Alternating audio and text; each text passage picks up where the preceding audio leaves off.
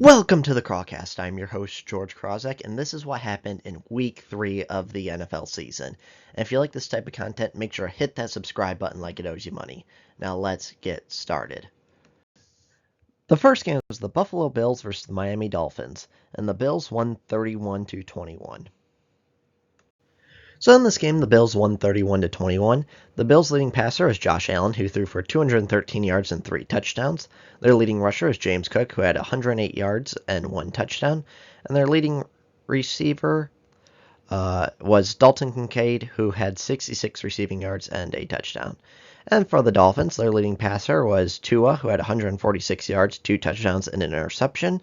Their leading rusher is Devon Achane, who had 62 rushing yards. And their leading receiver is Tyreek Hill, who had 49 receiving yards and a touchdown. So this game was actually pretty interesting because the Bills got to a very big extended lead right at the beginning, and then the Dolphins kind of pulled it back quite a bit. I know Tua's going to get blamed because he did throw a horrible interception, and yes, he deserves fault for that because he has been playing horrible this season. But really, the big game-changing point was the blocked kick or not the blocked kick, but the running into the kicker because the Bills punted, and it looks like, oh, the Dolphins now have a chance to potentially pull this back and win the game. And then the Dolphins player ran into the Bills punter, giving the Bills a first down and basically ending the game there. And so overall, this is kind of promising for the Dolphins because they have been playing horrible, and at least their defense was able to produce some stops on Josh Allen. So it's a little bit of confidence in their defense, but the offense just needs to play better. Plain and simple. It's not good enough. And I don't necessarily think this team is as bad as 0-3, but they just need to start playing better. Plain and simple. And then the Bills, you're cruising, playing really well. Gotta be happy with that. The next game is the Minnesota Vikings versus the Cincinnati Bengals, and the Vikings won 48-10. So the Vikings won 48-10. The Vikings' leading passer is Carson Wentz, who threw for 173 yards and 2 touchdowns. Their leading rusher is Jordan Mason, who had 116 yards and 2 touchdowns. And their leading receiver is Justin Jefferson, who had 75 receiving yards. For the Bengals, their leading passer was Jake Browning, who had 140 yards, a touchdown, and 2 interceptions. Their leading rusher is Samaje Perine, who had 21 rushing yards, and their leading receiver is Ja'Marr Chase, who had 50 receiving yards. This is kind of surprising to me because, yes, the Vikings are a better team. I think their defense is fantastic and really, really good. But I thought the Bengals' offense could be able to pull it back a little bit because Jake Browning, a few years ago when he needed to fill in for Joe Burrow, played extremely, extremely well. But no, he's just bad, honestly. No other way to put it. This Vikings defense played incredible. And honestly, with Carson Wentz, it does feel like they have a shot of being a good team now because they don't need their quarterback to play amazing. They just need their quarterback to play decently well and just kind of be stable and not make too many horrible mistakes. Because the Vikings have a good offense, decent offensive line, good running back, Justin Jefferson probably the best receiver in the league, and their defense is fantastic. So they just need a quarterback to not play as horrible as JJ McCarthy has been playing, and they'll win a lot of games. And so this might be a good thing if Carson Wentz actually starts playing decent and doesn't blow it like JJ McCarthy, then the Vikings can be a good team because I fully understand you want to rebuild and you want JJ McCarthy to be that franchise quarterback. But at this point, he's played so horrible that I would sit him until Carson Wentz gives you a reason to not sit him. And then the Bengals, they're in trouble. So obviously Joe Burrow done for the year. At least they're 2-1, that's good, but defense hasn't been playing that great. Offense has been playing horrible. I thought Jake Browning maybe can bring him a little spark, but nope.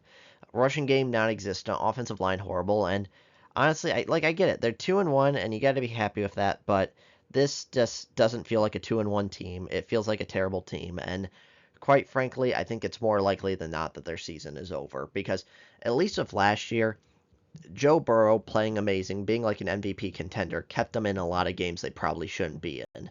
And now they are missing him, and it feels like this team just isn't good enough to win without Joe Burrow. And I also want to highlight Isaiah Rodgers for having an insane half of football.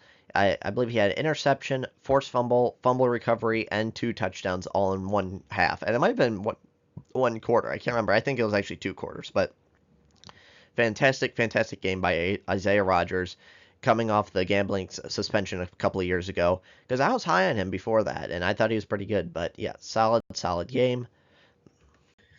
The next game is the Houston Texans versus the Jacksonville Jaguars, and the Jaguars won 17-10. So the Jaguars' leading passer was Trevor Lawrence, who threw for 222 yards and an interception. Their leading rusher is Travis Etienne, who rushed for 56 yards and a touchdown. And their leading receiver is Brenton Strange, who had 61 receiving yards. For the Texans, their leading passer is C.J. Stroud, who threw for 204 yards, 1 touchdown, and 2 interceptions. Their leading rusher is Nick Chubb, who had 38 rushing yards. And their leading receiver is Nico Collins, who had 104 receiving yards and a touchdown. So in this game, neither of the teams played very well, and I don't think neither of these teams are that great. Like, at least Trevor Lawrence played a little bit more competent than normal, and I think that's a very promising thing because Trevor Lawrence has been a glorified bust his entire career up to this point. Like, he had one decent season, and then other than that, he's been terrible. So maybe he's gaining a little bit confidence and playing a little bit better, learning the system of Liam Cohen and playing better, and hopefully that helps him make his strive. The defense played really well, and then the Texans, they feel like a disaster because overall their defense did hold pretty well, and I do think they have a great defense. It's just that CJ Stroud in this offense has just been horrible. Like, honestly, last year the offense was horrible too. It's just that their defense was good enough to make them the playoffs, and I don't know if their defense is good enough to carry them this year, but CJ Stroud just needs to play better. The offensive line needs to play better. Just the Texans offense is a complete disaster. And I don't think either of these teams are really going to be playoff teams, but at least you're building some confidence of Jacksonville. And then the Texans, complete disaster. CJ Stroud looked really good for a rookie during his rookie year, and then since then it's all been downhill. He's been terrible. And I don't know, they just need to figure out something out and figure the team out. The next game is the Indianapolis Colts versus the Tennessee Titans. The Colts won 41-20. So the Colts won 41-20. The Colts' leading passer is Daniel Jones, who threw for 228 yards and a touchdown. Their leading rusher is Jonathan Taylor, who rushed for 102 yards and 3 touchdowns. And their leading receiver is Michael Pittman Jr., who had 73 receiving yards and a touchdown. And for the Titans, their leading passer was Cam Ward, who threw for 219 yards, 1 touchdown, 1 interception. Their leading rusher is Tony Pollard, who rushed for 45 yards and a touchdown. And their leading receiver is Chigoziem Okwano. I know I butchered the first name. I never learned his first name, and he had 66 receiving yards. So this game kind of went exactly how you expected it. The Colts played well, the Titans didn't. The Colts are a good team, the Titans aren't. Plain and simple. Like, I got nothing other than say that. Like, this game went exactly how I expected. Although I do really feel bad for Giants fans. Think about this for the Giants. Saquon Barkley on the Giants. Year he leaves, he's an MVP Offensive Player of the Year candidate. Daniel Jones plays for the Giants. Year he leaves, he's an MVP Offensive Player of the Year candidate. That is just insane. I feel bad for the Giants, and the Giants feel like a total disaster. And I feel like bad for the Giants. But again, Cam Ward played better. His receivers are letting him down with drops and not really giving a lot of effort. Like, you saw Calvin Ridley on some plays, not really give full effort. And then the Colts, like I said, they're a good team, and we'll just see how long this lasts because Daniel Jones kind of feels like a little bit like Sam Darnold of last year, where you're waiting for the game or two where he falls apart. And Sam Darnold, it took him a while to fall apart eventually. And then Daniel Jones, he hasn't done it yet, but we'll see if he can keep up this high level of play. And that's the thing about the Colts is they were decent last year. It's just that under Joe Flacco and Anthony Richardson, it was such an insane level of incompetent quarterback play that you're basically like, anyone just needs to play decent and they will be a good team. And now that you have Daniel Jones playing decent, they are a good team. The next game is the Las Vegas Raiders versus the Washington Commanders. The Commanders won 41-24. The Commanders won 41-24. Their leading passer was Marcus Mariota, who had 207 yards and a touchdown. Their leading rusher was Jeremy Nichols, who had 78 rushing yards and a touchdown. And their leading receiver is Terry McLaurin, who had 74 receiving yards. And then for the Raiders, their leading passer is Geno Smith, who had 289 yards and 3 touchdowns. Their leading rusher is Ashton Jeanty, who had 63 rushing yards. And their leading receiver is Trey Tucker, who had 145 yards and 3 touchdowns. So in this game, the Commanders played really well. Their defense has always been their strong point and played really, really well. And Marcus Mariota kind of surprised me in the sense where last year he had to fill in one game for for Jaden Daniels, and Marcus Mariota played extremely, extremely well. And I think Cliff Kingsbury had built this offensive system where it's really good and really favorable to a lot of quarterbacks, and that's good. So in case Jaden Daniels does get injured, you can kind of plug and play, and so that's really good. And then for the Raiders, I understand it looks decent on the stat sheet, but they kind of started coming back during garbage time and when the game was already over. And so they just need to play better. I feel bad for Ashton Jeanty because even though he has not been playing very good, and he hasn't been playing very good, the Raiders' offensive line is terrible. So how do you grade that? Is it the Raiders' offensive line making Jeanty look terrible, or is Jeanty kind of a not very good player? I don't know. That's tough. And then Geno Smith, like, at least he bounced back a little bit and showed some fight after his horrible game against the Chargers, but I just don't think Geno Smith is the answer in Las Vegas, and they're just overall not a very good football team. And then the Commanders are showing that they can rely on their defense to win. That's what they did in the first game against the Giants. They relied on their defense to win, and overall just played really, really good. And again, they showed that even without Jaden Daniels, they can win football games and play well. The next game is the Los Angeles Rams versus the Philadelphia Eagles. The Eagles won 33-26. So the Eagles won 33-26. The Eagles' leading passer is Jalen Hurts, who had 226 yards and 3 touchdowns. Their leading rusher was Saquon Barkley, who had 46 rushing yards. And their leading receiver is A.J. Brown, who had 109 yards and a touchdown. For the Rams, their leading passer is Matthew Stafford, who threw for 196 yards, 2 touchdowns, and an interception. Their leading rusher is Kyren Williams, who had 94 rushing yards, and their leading receiver is Puka Nacua, who had 112 receiving yards and and that's it. So this game, the Packers versus Browns game, and the Jets versus Buccaneers game almost all ended the exact same way. And it's weird. There were so many blocked field goals this week. I don't know if it is or not, but it feels like a record may have been set. And I have no idea if that's true or not, but it just feels that way. Because blocked field goals are rare. And having 3 games end at the exact same way, almost the exact same way, is just crazy. So during this game, the Rams dominated this entire game. And honestly, they really should have won this one. They dominated this entire game. And then the Eagles came back. And I believe in the first quarter, they held the Eagles to like 1 yard passing, something crazy like that, where, again, the Eagles' offense couldn't do anything. Their defense was still decent, but not that great. And then in the second half, everything switched. The Rams started to kind of take their foot off the gas, and the Eagles came back. And Jalen Hurts played great. I've been pretty down on him because the first 2 games he hasn't played well really at all. And then this game, in the first half, he was terrible, but the second half, he was really good. And Jalen Hurts does deserve credit for that. And so overall, the game ended with the Rams going for a field goal and the Eagles blocking it and then returning it for a touchdown.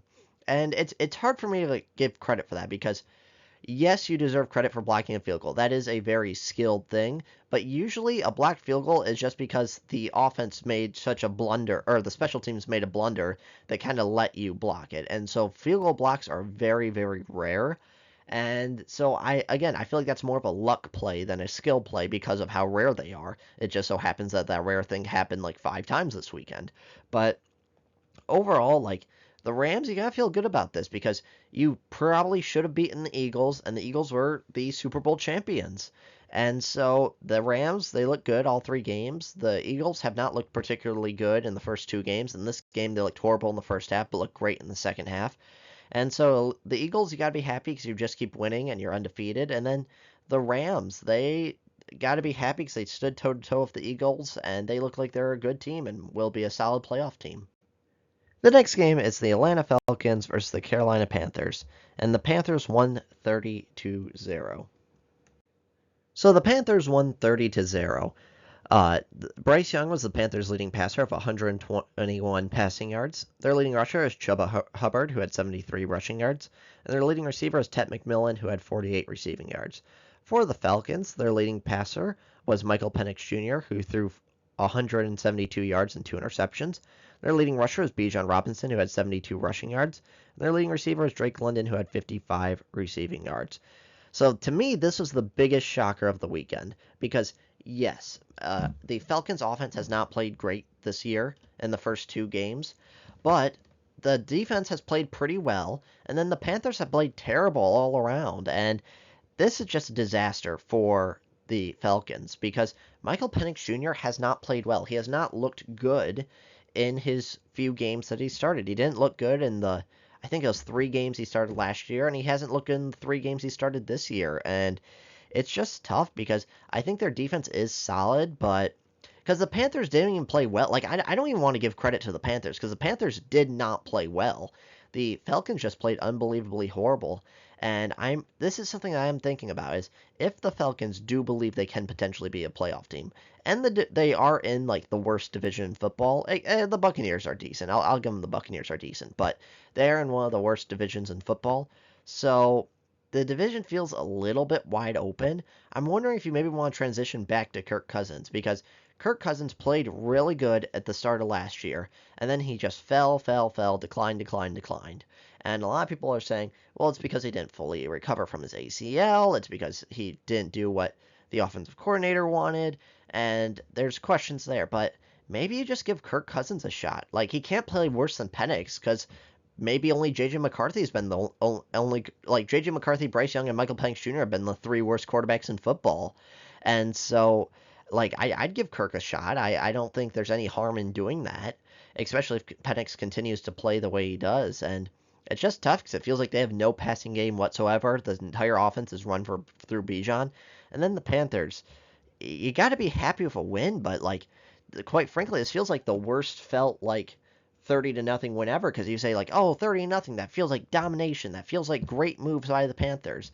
Their defense played well, but their offense still didn't play well. Bryce Young still did not play well. And so even though the score is 30-0, it was a lot of the Falcons missing field goals and the Falcons kind of shooting themselves in the foot. It's like it didn't feel like the Panthers won 30-0. It felt like the Falcons lost 30-0, if that kind of makes any sense. So overall, like at least the Panthers, you gotta be happy with a win, but both these teams look terrible and are disasters, and I don't know how they're gonna look for the future because maybe Michael Penix is not the guy, and maybe Bryce Young's not the guy.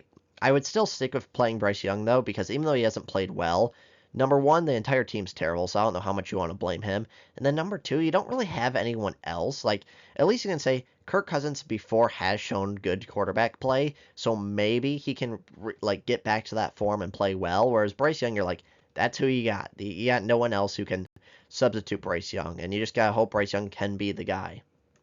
The next game is the Pittsburgh Steelers versus the New England Patriots. The Steelers won 21-14. The Steelers won 21-14. So the Steelers' leading passer was Aaron Rodgers, who threw for 139 yards and 2 touchdowns and 1 interception. Their leading rusher is Jaylen Warren, who had 47 rushing yards, and their leading receiver is Jaylen Warren, who had 34 receiving yards, and Calvin Austin, who had 34 receiving yards and a touchdown. For the Patriots, their leading passer is Drake May, who had 268 passing yards, 2 touchdowns, and an interception. Their leading rusher was Drake May, who had 45 rushing yards. And their leading receiver is Hunter Henry, who had 90 receiving yards and 2 touchdowns. So in this game, first off, I want to say congratulations to Aaron Rodgers. He passed Brett Favre for 4th all-time in passing touchdowns. He needs to get, I believe, 30 more to beat Peyton Manning. And that's going to be tough. 30 touchdowns in 14 games. Like, if he has that high level of play, he can do it, but it's going to be really, really close because that averages a little bit more than 2 touchdowns a game. First game, he had 4 touchdowns. Second game, he had 1 touchdown. Third game, he had 2 touchdowns. So he's going to be really close. He's either just barely going to beat it or just barely be under it. So the Steelers, good news. Your defense is back. The defense played extremely, extremely well after being an embarrassment the first 2 games. And that's supposed to be their strong suit. Bad news. Aaron Rodgers and the offense did not play well. Aaron Rodgers has not played well the past 2 weeks, and that is a lot of cause for concern because he needs to play better. It needs to be to the point where he doesn't need to play amazing Aaron Rodgers MVP level, but he just needs to play competent enough to play well and to lead the team to the playoffs. Just be average. That's all he needs to do is just average to above average. And the next thing is the Patriots. Oh, fumbles. They fumbled twice on the goal line, and they had no running game whatsoever. So Drake May did play pretty decent. He does deserve credit for that. And he was the one that felt like he single-handedly kept them in this game. So Drake May, his stock is rising, looks pretty good, so he does deserve credit for that. And the Patriots looking more confident in Drake May, but Turnovers, fumbles, all terrible. Drake May threw a horrible interception. And then Aaron Rodgers, again, he just needs to play better. That is the biggest concern for the Steelers. If their defense is back, hopefully it is, and then Aaron Rodgers, he just needs to play better. He has played horrible the last 2 weeks. I guess not horrible, but I'd say definitely below average to bad.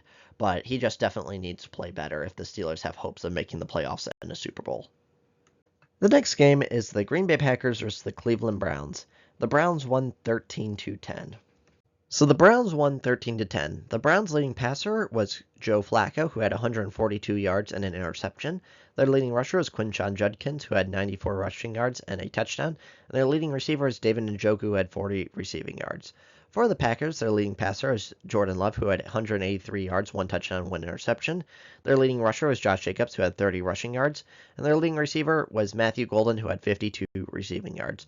So this was a defensive battle, and I actually picked the Browns to win here, and I wasn't surprised that they did, because this is the thing you have to look at. The Browns have the best defense in the NFL. That plain and simple. If you look at week 1, they completely shut down the Joe Burrow and the Bengals. Week 2, even though the Ravens put up a couple of touchdowns right at the end, they largely completely shut down the Ravens offense in week 2. And then week 3, the Packers offense, which isn't as high powered as the Ravens or what the Bengals is supposed to be offense, the Browns shut them down too. Like, that's why I don't think the Browns are as bad as their record says. Is they should have won week 1. Week 2 they did lose, but their defense was just fantastic. And the only thing that's keeping them down is Joe Flacco playing so horrible. And so I'm wondering if maybe it's the time to switch to Dillon Gabriel because of how horrible Joe Flacco has been playing. But this is a defensive battle where the Green Bay's offense, I think, is average, and then the Packers' defense is pretty good, and then the Browns, their offense is horrible, and then their defense is probably best in the league. And so the Packers probably should have won this. Jordan Love, number 1, threw a horrible interception right at the end of the game. I don't know what he was doing there. I don't know what he was saying or thinking. It was just horrible. And he's largely played pretty well, and so that was just a horrible decision. The Packers' offensive line is completely beat up and injured, so that is a lot of cause for concern. They brought back Zach Tom for this game, which I thought was a bad move because keep in mind, you're in week 3, or, well, transitioning into week 4 now. Injuries don't really matter at this point in the sense where anybody who is even slightly injured, just bench them because you can afford to lose a couple of games in the first half of the season. Once you get towards the end where you're fighting for playoff position and when you're fighting in the playoffs, that's when you're like, okay, you might be injured. Let's just risk it. Go out there. And if you get injured, you have, from like February, you have until like January till September to recover from that injury. So this is not the point to start testing players and risking players' health and forcing people to kind of fight through injuries. Now's the time to say if you're a little bit injured, we'll bench you and we'll have you back later on the season. So O-line is beat up, and then Myles Garrett and this defense is that again. This is the best defense in the NFL.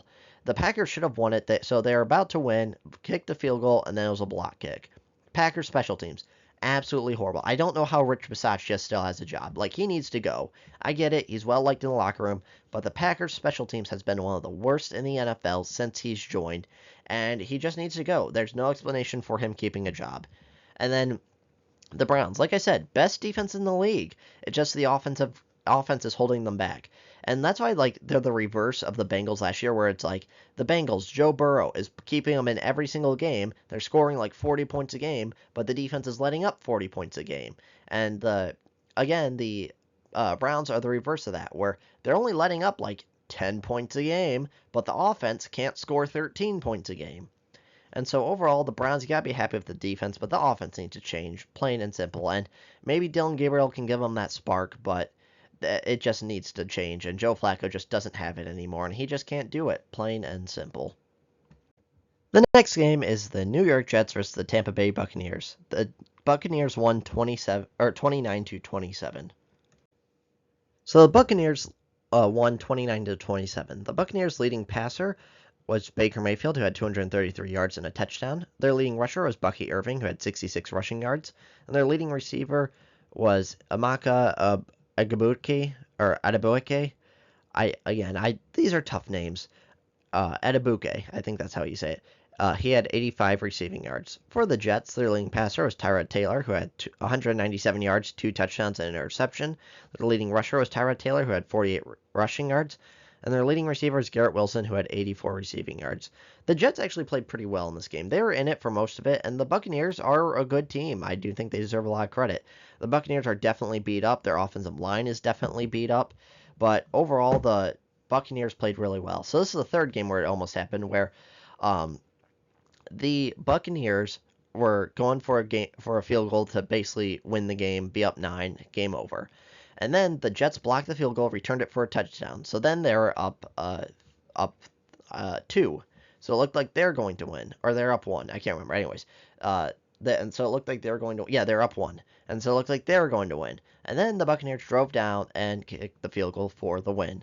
And overall, the Jets are just a disaster. Like, Buccaneers winning in late games, I do think they are a good team, but they need to kind of hold up a little bit better and not just wait till the last second to actually play well.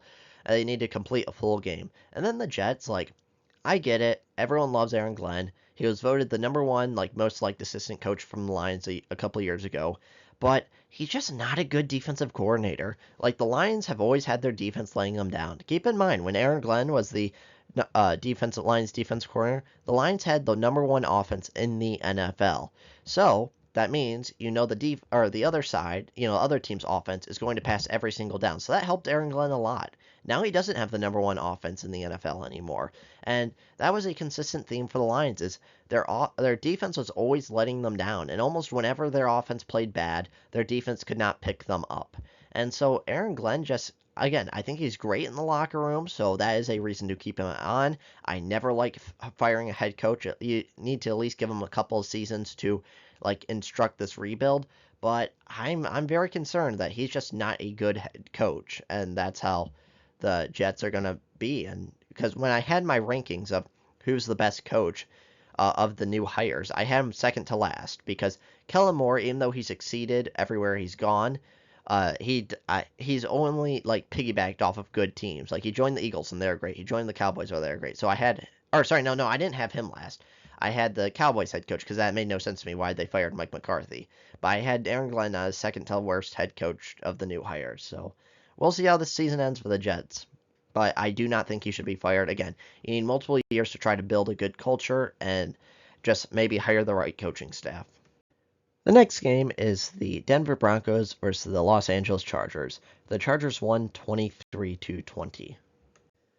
So the Chargers won 23-20. The Chargers' leading passer was Justin Herbert, who had 300 yards, 1 touchdown, 1 interception.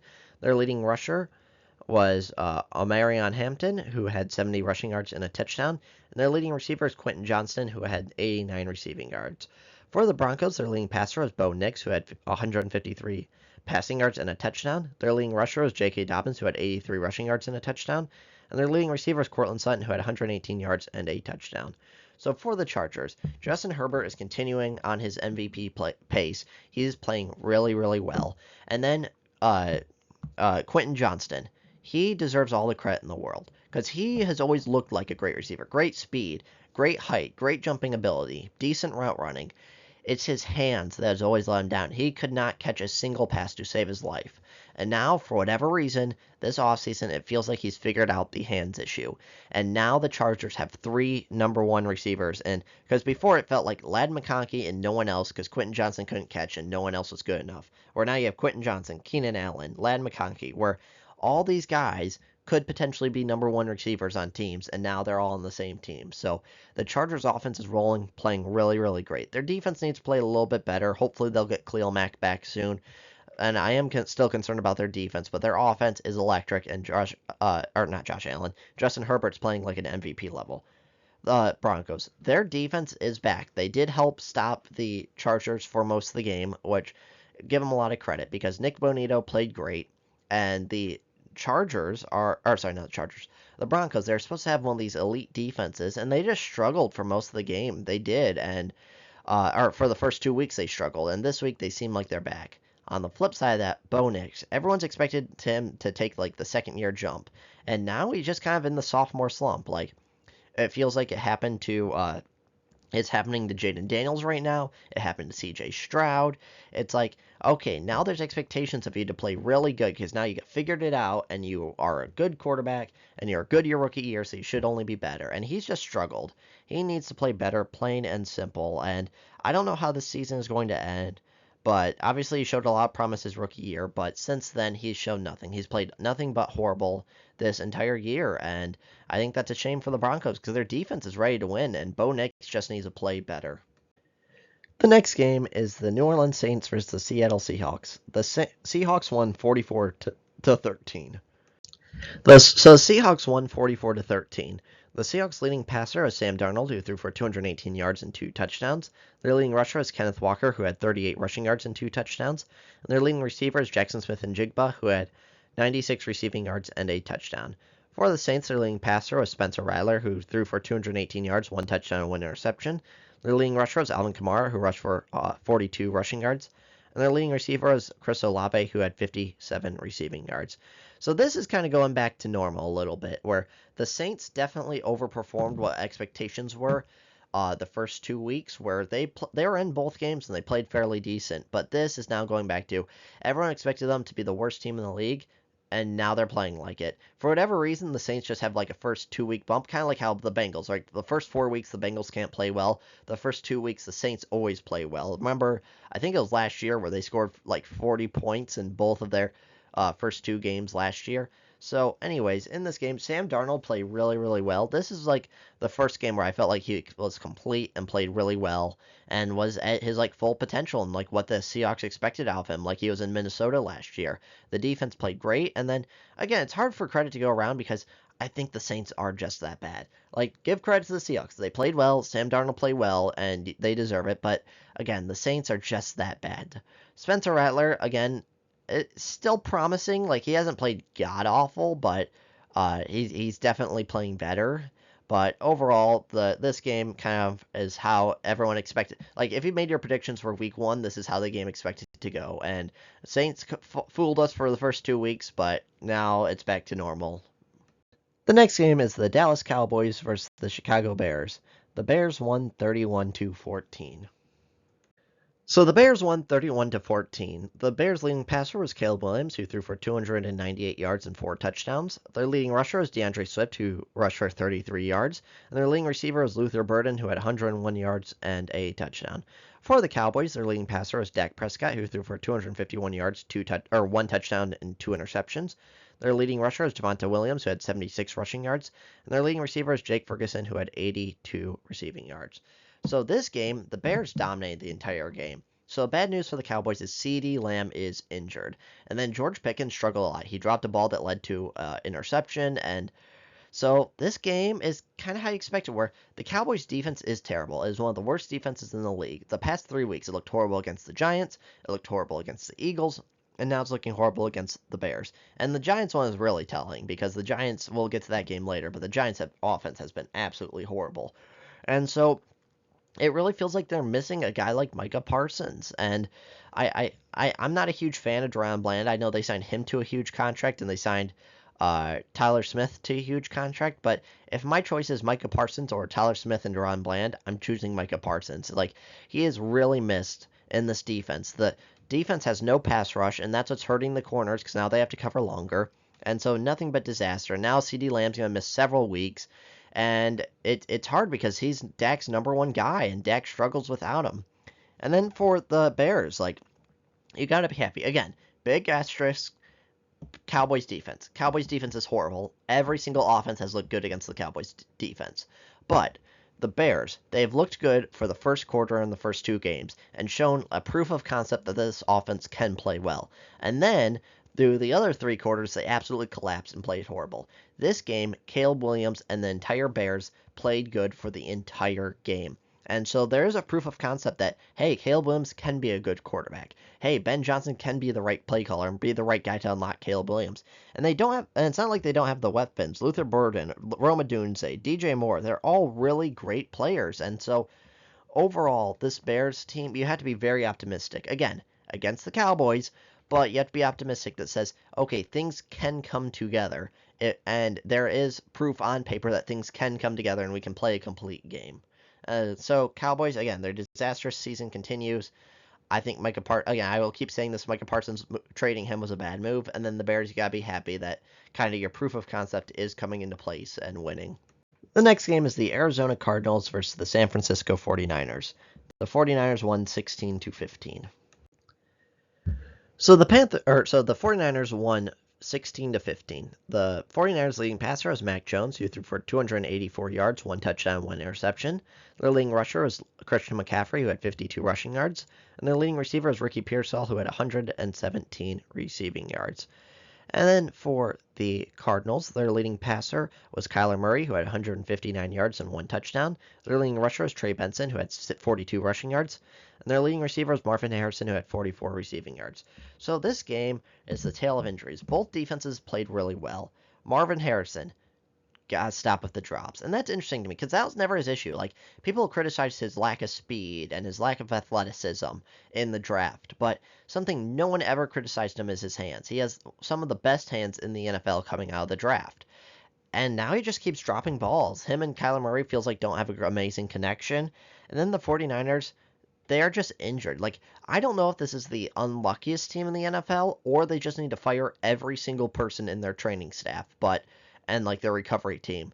But this team is just injured. Nick Bosa tore his ACL, and I hate to say it because I think they are a good team. They are 3-0, but at some point, do these injuries catch up and say they just can't win like this? Mac Jones is still playing decent, and I think this is a good offense that's built around him, but like later in this year, you always say like, okay, now they're going to get Nick Bosa back. Now they're going to get Trent Williams. Actually, Trent Williams, I believe, played. But now they're going to get all these guys back that are injured. And Brandon Ayuk. And now the injuries are just catching up. And I can't explain it because this is not a new issue. For the past like 4 years, they've been the most injured team in the NFL. And it just, again, luckily they're 3-0. You gotta be happy about that. But at some point, it's like you just don't have the starters to compete with these great elite teams. And then the Cardinals, their defense is back, showing out, and everyone expected their defense to play really well. The first 2 weeks, they didn't really show it, but Kyler Murray needs to play better. Marvin Harrison needs to play better, and unfortunately, James Conner tore his ACL and is out for the year, so they're going to be relying on Trey Benson now. So I don't know. It's going to be interesting for the 49ers because, again, 3-0, fantastic, fantastic record, but the injuries, losing Nick Bosa for the year, that's probably the best player on the defense. You can make an argument, him or Fred Warner, but, again, that's losing their key pass rusher, and, again, I don't know how many times the 49ers can go through this and still keep winning. The next game is the Kansas City Chiefs versus the New York Giants. The Chiefs won 22-9. So the Chiefs won 22-9. The Chiefs' leading passer is Patrick Mahomes, who threw for 224 yards and a touchdown. Their leading rusher is Isaiah Pacheco, who rushed for 45 yards. And their leading receiver is Tyquan Thornton, who had 71 receiving yards and a touchdown.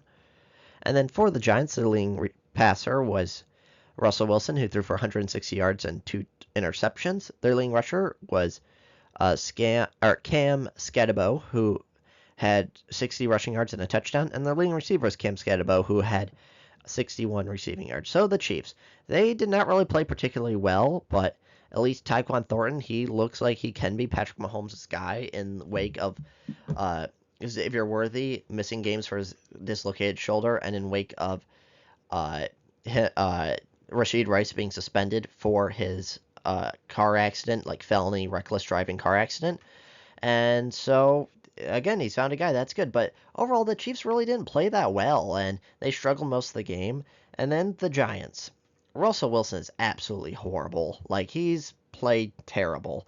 And during this closing seconds of this game, when they were trying to come back and win the game, it was 3rd and goal. Russell Wilson threw it away. 4th and goal. Russell Wilson threw it away. Like, that is like the two things you cannot do when you're trying to come back in this game.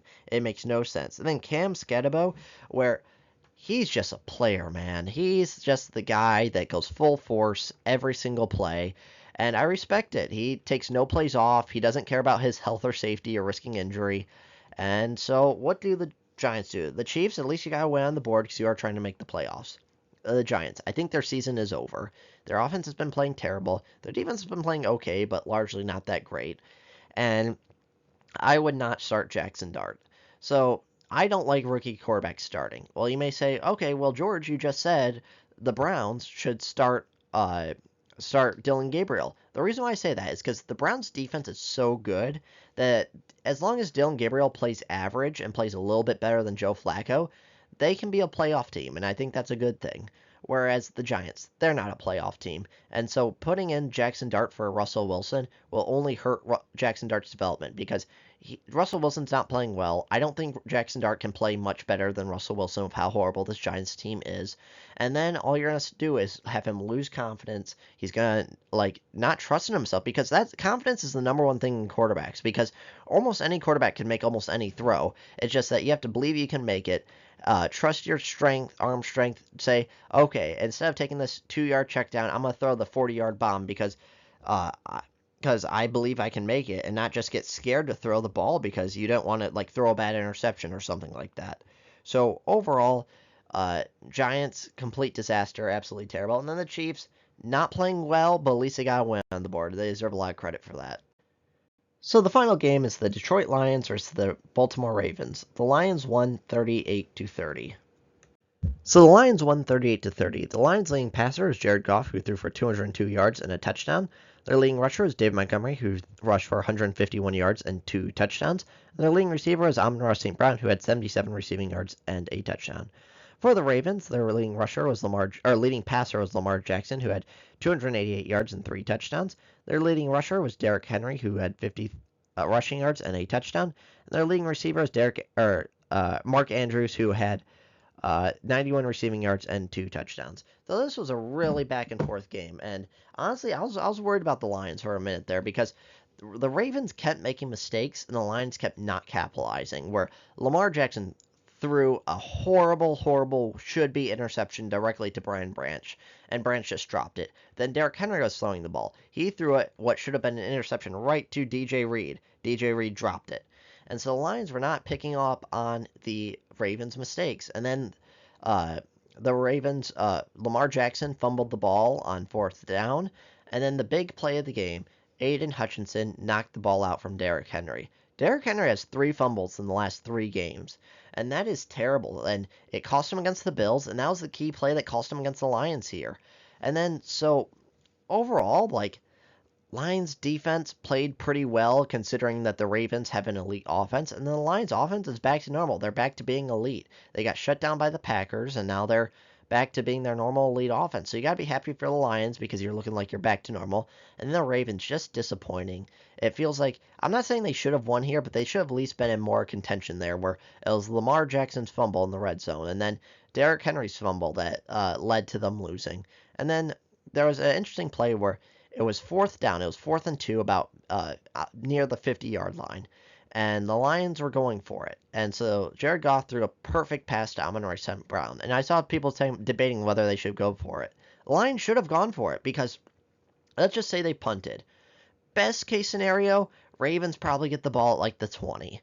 And so it's only a 30-yard difference. The Ravens need a touchdown, and the best they could do is tie it if they got the 2-point conversion. So you might as well go for the first down and go for the win. So you got to be really happy if you're the Lions, really disappointed if you're the Ravens. And so let me know your thoughts in the comments below. What teams do you like? What teams do you not like? And if you like this type of content, make sure to hit that subscribe button like it owes you money, and I'll see you on the next one.